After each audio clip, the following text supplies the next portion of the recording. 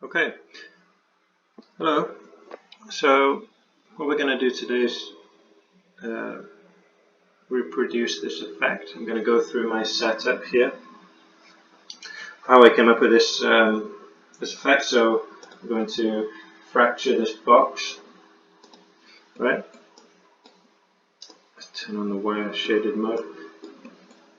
Produce all these splinters. We're also going to constrain the top of the box, the lid, to the rest of the box, so that we get a hinge kind of effect, right? The top, flapping around like that. Okay, and then also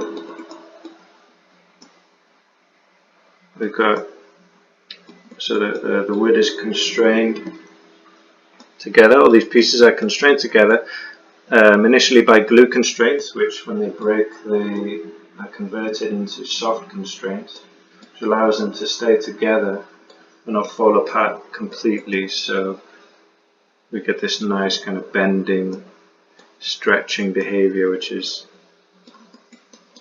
a bit more realistic. And then obviously once the constraints are stretched beyond a threshold, they break and come off completely, like these pieces, right? And then we've got a crag coming in here to completely destroy the box in the end. Alright, so here's my setup. It's very simple, not long at all. I'm just going to go through node by node and explain what I've done. So at the beginning, a box, a meter square box, polygon, and then I've put a facet. And what the facet will do, I checked unique points. Okay, so that if you look here, for example, you can see there's kind of the numbers are overlaid when I put the point numbers on. So that means I've got each polygon is a separate thing, and I've got 3 separate points for each polygon. Okay, so I can work on them individually. The reason why I'll explain when we come to it a bit later. And then I've extruded these faces. Remember, it's important to check output back, because by default this is off. So to get a watertight object, you need to check that. I'm going to 0.01 my distance, and in the spine control, what I've done is added a tiny bit of thickness. Okay, so that get this kind of bevel, so the pieces kind of come together. Then I made a primitive group, called it top, and selected everything at the top of the box to make my the lid of the box, and which will be useful later when we make constraints. And then the bottom, everything else. And then I've appended a connectivity node. What this does is create an attribute called class on the primitives. I had to change this to primitives. By default it's on points. And then this creates an attribute called class on the primitives, and it looks for, as the name suggests, geometry which is connected together. So without the facet, it will just make one attribute for everything, but because I've done that, it's going to give me an attribute which is different for each kind of panel of the box. Okay, we can visualize that if I go into the information on the node, click on class, can't see it yet, I need to go to my visualizer, turn it on, still can't see it, turn it on again, there we go. So each panel has a different color which indicates a different value for class. Okay, I'll turn that off. And then fracture to give me my wood pieces. Okay, so important things to remember here: fracture per piece. Okay, so this will again uses the fact that I've used this facet node to make these separate pieces. Otherwise, the fracture would kind of continue in this direction. You get weird kind of circular pieces here, which is what we don't want. We want to treat each panel individually. We'll kind of cycle through each panel and give us these long spiky pieces, which is what we want. It looks like wood. Right, so you make sure you check fracture per piece. Other things I've done, so pretty much default here.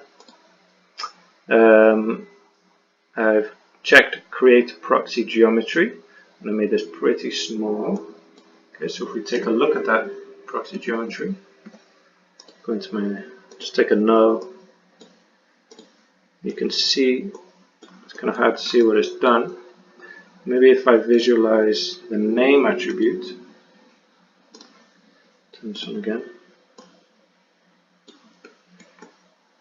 It's made so each of these pieces is a convex shape, which is much quicker to simulate than what Bullet uses. Okay, so we've got a cluster of pieces. So these are the pieces which we will see at the end, and this is what Bullet will use to simulate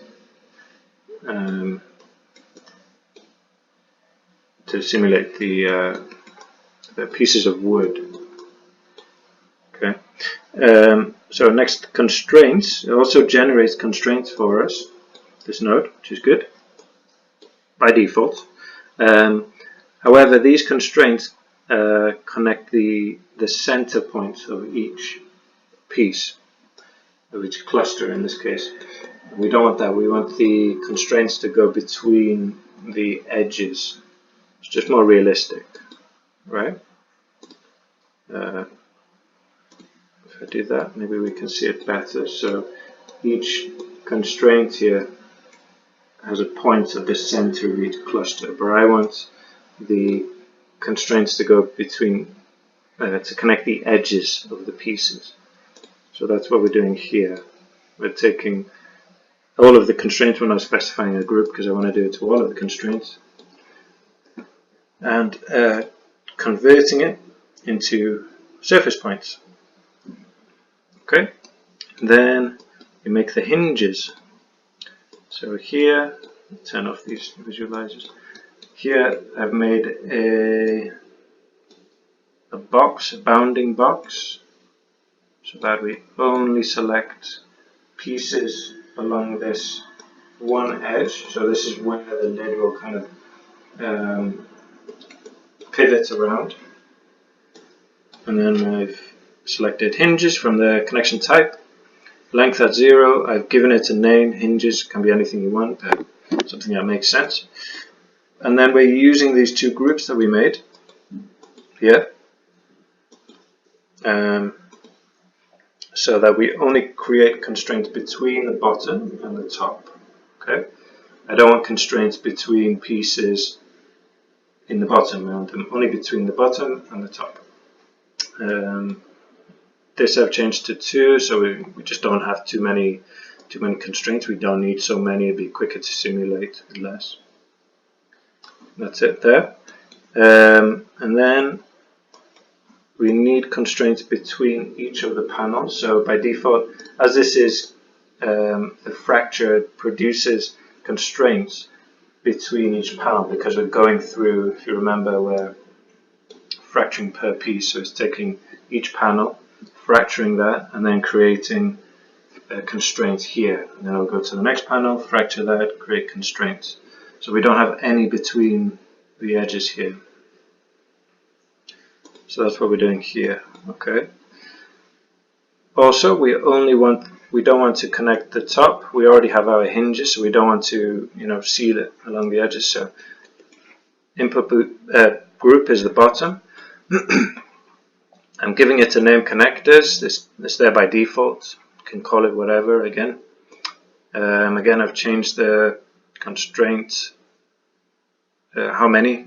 I'm making 4 per piece, so kind of one at top, bottom, left, right. And then this I've also changed to class. So this is what we did in the connectivity node. So I only want constraints between each panel, so along here, along here, along here, and that's why I did this. Okay, so this attribute filters through until we get to here, and that's going to give me constraints along these edges here, right? And surface points again. So we've built all of our constraints. Next, we want to give properties to the constraints. So given it a color, doesn't really matter, just easier to see what's going on. And then I've selected the wood cut, wood grain, so these are groups which come out of the material fracture node by default. And the connectors, so all of the constraints at the bottom, which is basically everything except for the hinges, and they will be glue constraints with a strength of 1000. And then I've checked switch constraint type when broken, and it will change to soft. Right, so when during the simulation, if the glue constraint breaks, normally it will just be deleted, will disappear, and the two pieces will be free to go in their separate ways. But when we add this attribute, which is the you can see they use next constraint. Okay, we tell the constraint not to be deleted, but it changes to a different type, and the type will be soft, and it has its stiffness. You can change the stiffness, damping, you can add plasticity, but I just left it at default here. Okay, so that gives us that kind of wood bendy, stretchy effect. And next we have where is it? Sorry, the hinges.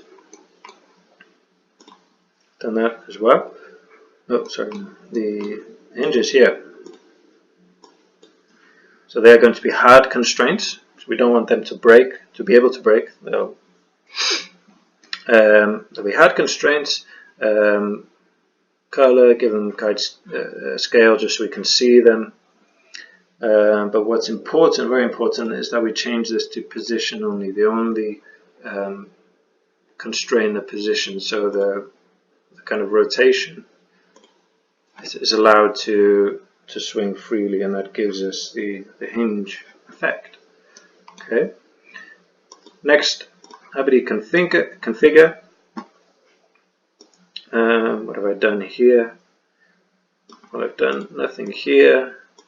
Automatically, this will pack the geometry ready for simulation.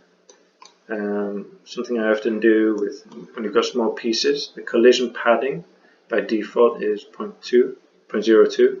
I changed it to 0.01 here. I often go even smaller or even 0. And then something which is really handy, we've got the physical attributes. They've got default attributes here.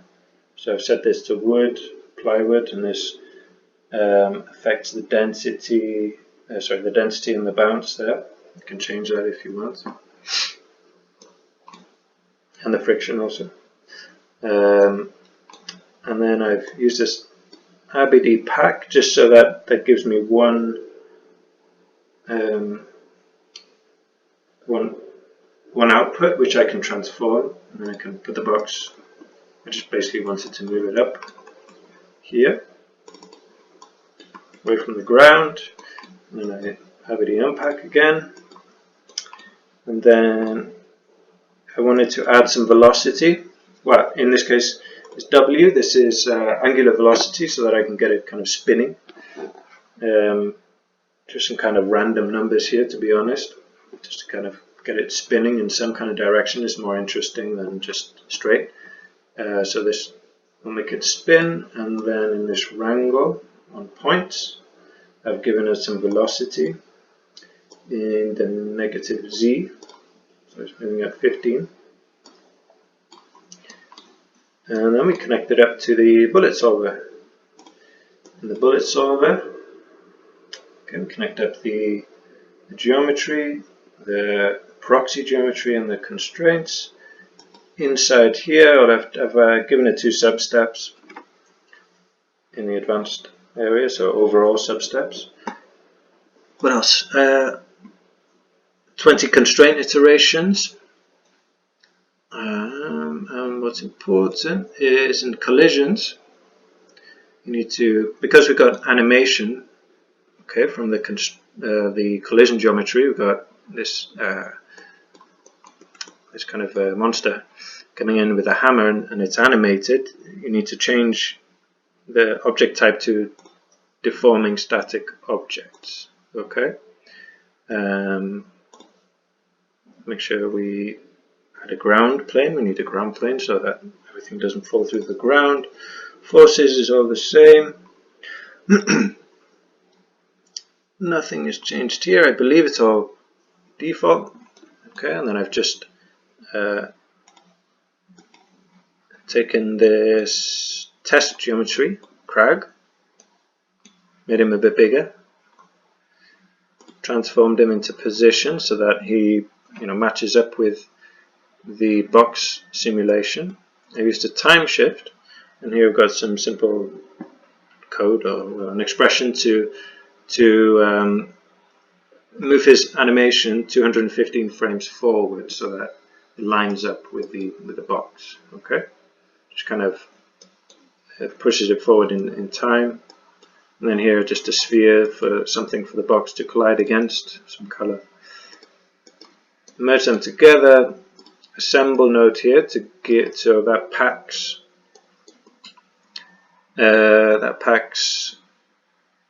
him and the sphere as well.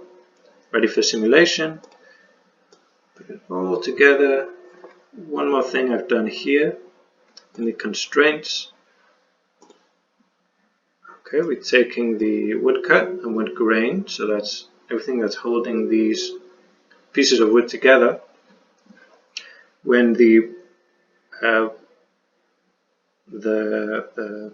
rest distance of the constraints, so we got constraints between each piece here, and when they become soft constraints, they stretch. Okay, and when they're stretched to a very small number, 0.005 over what they originally were, they'll break and disappear completely. Okay, and that allows some pieces to separate completely. And that's it. And then just so we can visualize it nicely, some color there.